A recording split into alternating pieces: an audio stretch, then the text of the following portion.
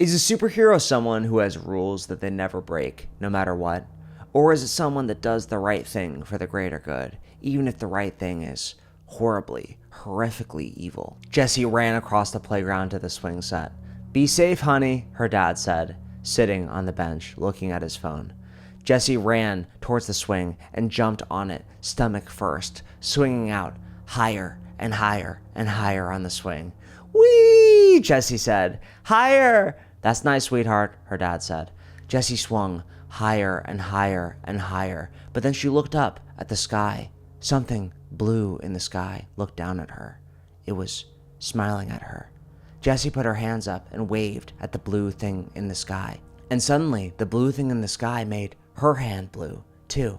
"Daddy, look at this," Jessie said, showing her father her blue hand. But her father didn't pay attention.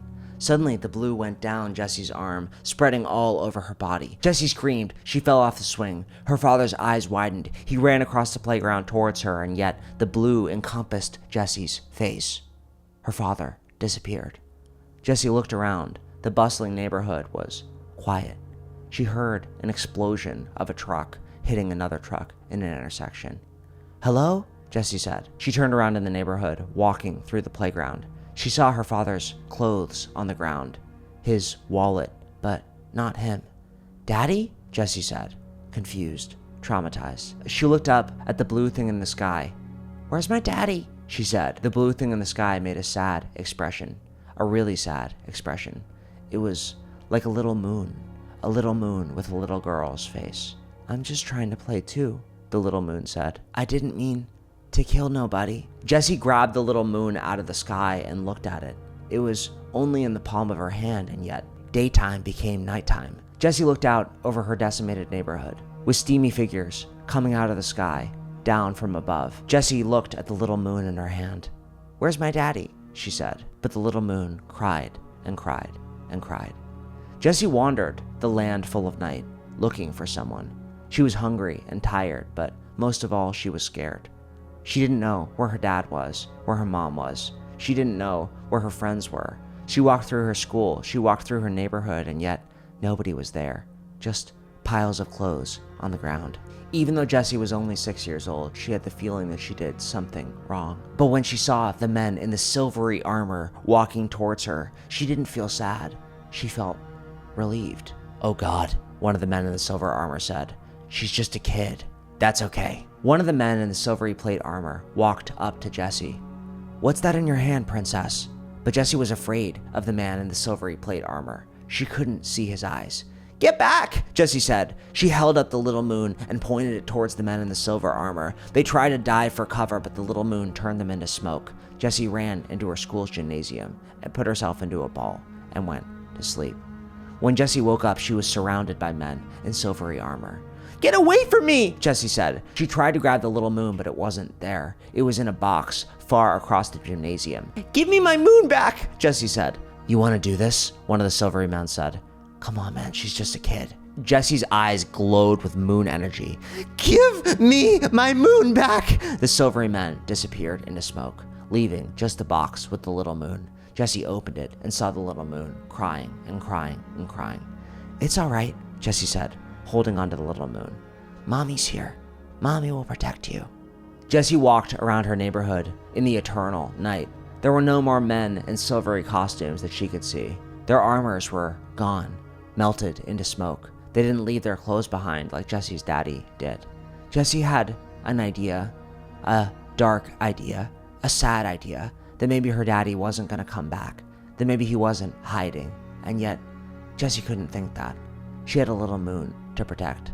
She was so hungry, and the little moon looked hungry too. She walked to an abandoned fruit stand and tried to feed the little moon an apple, but the little moon wouldn't eat it. "Come on," Jessie said. "You have to eat." The little moon took a bite of the apple and looked up at Jessie and laughed, giggled like a baby.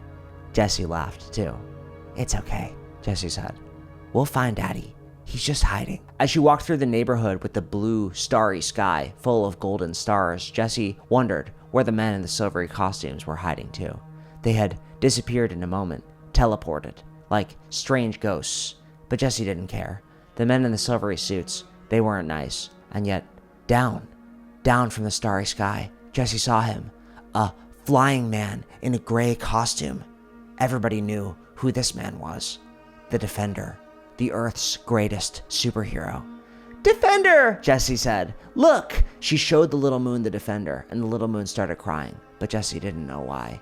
The Defender landed in front of Jesse. Jesse noticed that his skin, which was supposed to be unbreakable, was flickering away, turning into smoke. She could see the red blood in his cheeks, and his eyes were looking too wide for his face. He looked like a skeleton as he walked up to Jesse. "You must be Jesse," the Defender said. He made a smiling expression, but Jesse was a little sad. "Don't take my little moon away from me," Jesse said. She held the little moon close, and the Defender kneeled in front of her. The skin was flickering away now. Jesse could see his blood vessels, his arteries, and yet he was still kneeling in front of her, still withstanding the effect that came from the little moon. He wasn't turning into smoke like everybody else. The Defender was strong. "Are you going to help me find my dad?" Jesse said. "Yes," the Defender said.